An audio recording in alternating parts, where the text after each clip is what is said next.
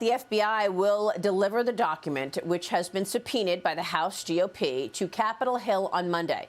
This document alleges that President Biden was involved in a $5 million criminal bribery scheme with a foreign national. House Oversight Committee Chairman James Comer and Ranking Member Jamie Raskin will review the document after Comer threatened to hold the FBI Christopher Wray in contempt of Congress. Joining me now is former FBI Special Agent Nicole Parker. Nicole, great to have you. Thanks very much for being here this morning.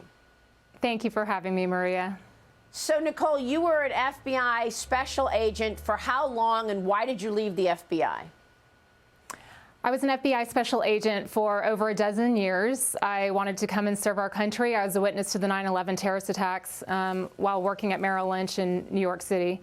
And it was a very difficult decision to leave the FBI. I served with honor. I worked violent crime. I worked white collar.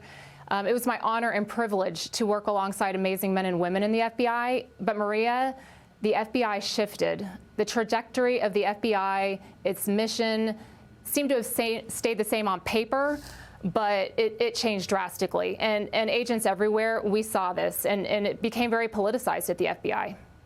So politicized under Jim Comey's leadership. What did that feel like in the ranks? You say everybody knew it. Everybody saw a shift going on at the FBI. What kind of incidents did you witness to make you realize that something had changed, that the FBI was now running on politics? Right. So I worked out of the Miami division. At the time that I started noticing it, I was actually working violent crime. So I wasn't involved in the politicization, but we all witnessed it because of the Operation Crossfire Hurricane. That's when it really came to light. Also, the Hillary Clinton email investigation.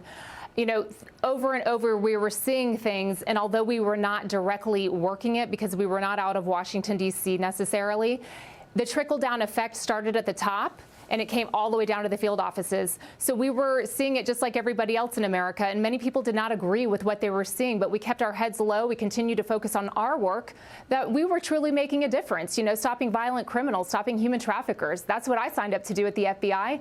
But the noise was so overwhelming.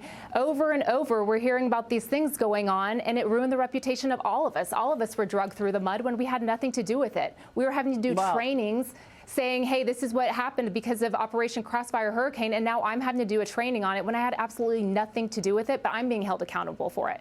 Yeah. And Maria, it made it difficult to do my job when I'm trying to recruit sources, for instance, and they don't even trust me. They're like, are you one of the good agents or one of the political agents? It made it very difficult to do my job. I'm sure that's true. You know, there was a tsunami coming at you during the Crossfire Hurricane investigation. That, of course, the investigation into Trump over Russia collusion. I was among the few that said, this doesn't look right to me. I think this is made up by the Hillary Clinton campaign. And I, too, faced massive pushback from all over the place because there was this tsunami of this is what the FBI says, this is what the FBI is pursuing. It must be true. And now we know the Durham report explained it all, how they just blew off any claims of wrongdoing by Hillary Clinton and pursued the slightest comment against Trump. So let's fast forward to today. You say we should not expect FBI employees to come forward after what happened to this whistleblower. I spoke to Garrett O'Boyle, one of those whistleblowers, last month on this program. Here's what he told me. Watch. It certainly appears that it's a two-tiered system, and it's in favor of one political leaning over the other. That rot, it is at the headquarters level. It is at the top. I would estimate probably 20% of the agency, the senior executive staff level. And honestly, it's probably not even all of them, just a lion's share of them who have really distorted and twisted the agency. Nicole, when would you say this distortion started? Was it under the Obama administration with Jim Comey or even earlier than that? You know, I was with the FBI. I started in 2010, so I actually started under the Obama administration. You know, what O'Boyle said is exactly correct. You have people that are seeing things that they do not agree with, but they are terrified to speak up, Maria. They are terrified. Look at what they did to some of these whistleblowers. You basically have to be a perfect person with nothing that they could possibly come after you for in order to speak up. I have spoken to individuals. I'm like, you know what, you should probably share this with someone. And they say, no, because then they're going to come after me. I'm like, but you're a good person. You're a good employee. Like, why not? But you honestly feel like you could have the most innocent minor infraction or mistake.